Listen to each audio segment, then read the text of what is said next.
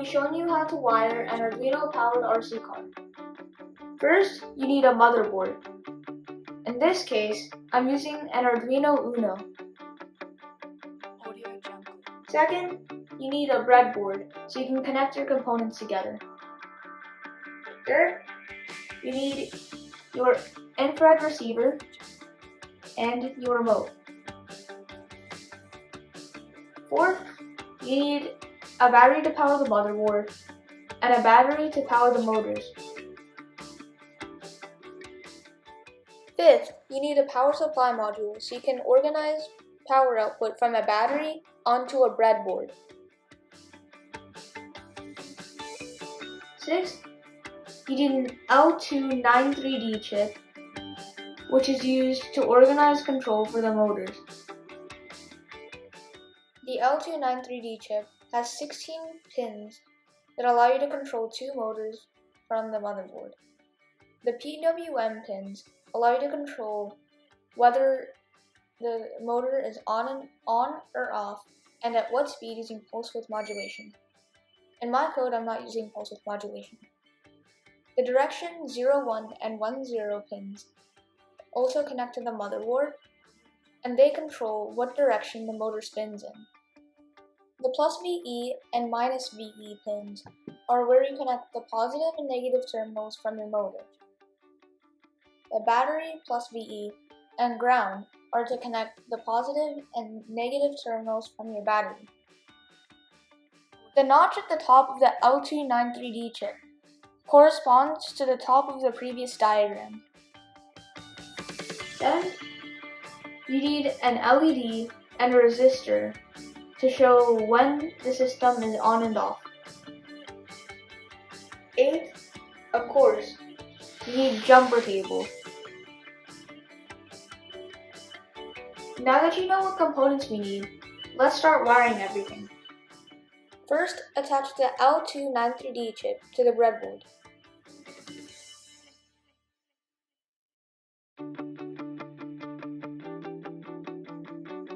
The left side of this breadboard will be for motor 1, and the right side will be for motor 2. Now find your power supply module and connect a battery to it. You should now be able to turn it on and off. This indicates when it's on and off. Connect power from the power supply module to the chip. Use the 5-volt outputs.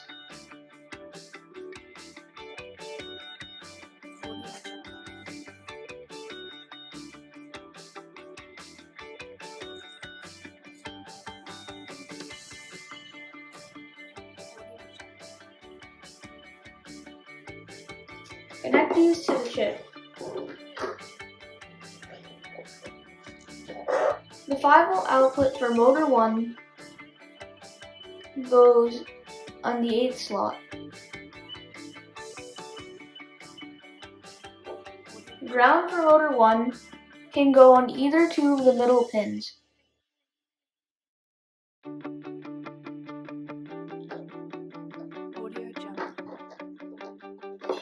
For motor 2, power goes here, and ground goes here.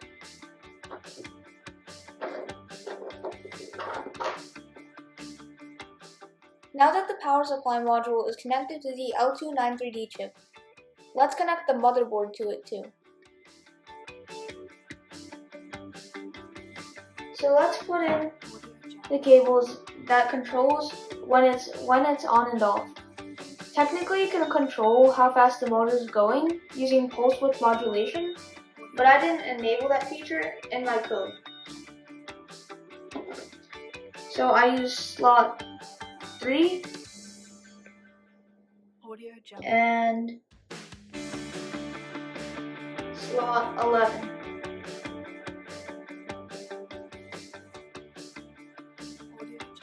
Plug this into the chip. For motor 1, which is on the left side, goes on the first slot. And likewise for motor 2.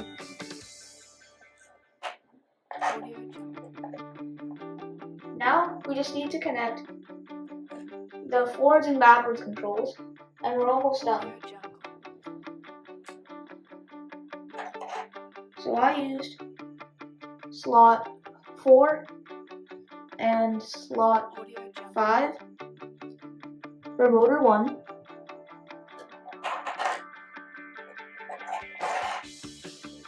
And that connects to the second slot and the second to last slot.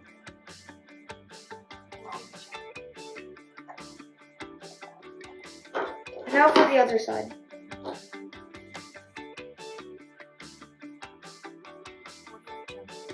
That went into slot 12 and slot 13.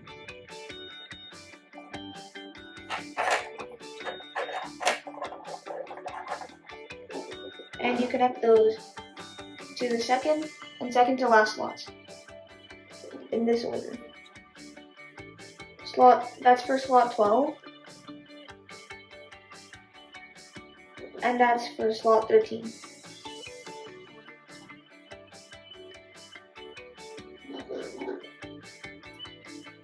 Alright, we're almost done. Now let's connect the IR receiver. So as you can see, the bottom pin labeled G is for ground.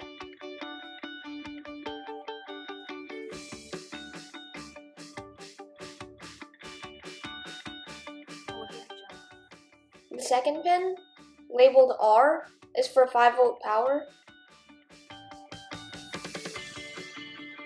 And the third pin labeled Y is for data.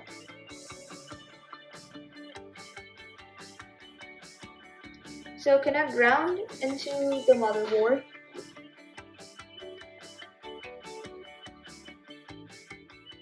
Connect the positive power input into the 5-volt slot.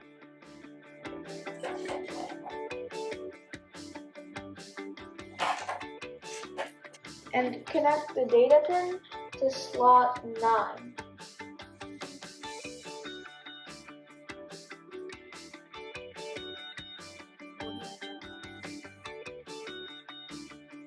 Alright, now we just need to connect the power LED to the system.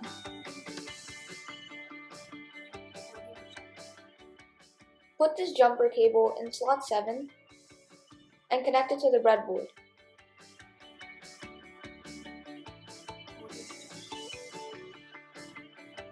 Connect the LED to it and make sure that since this is coming from the positive power output, put the positive pin connecting to the same row as this jumper cable.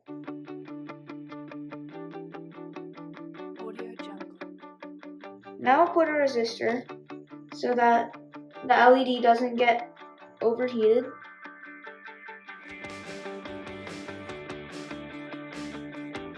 And connect it to ground.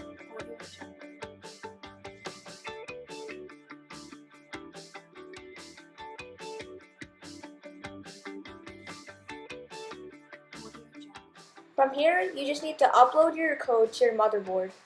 Plug in your motors to the L293D chip. Put everything in the chassis and you're good to go.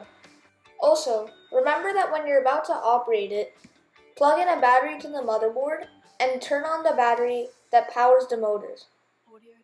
Thank you for watching.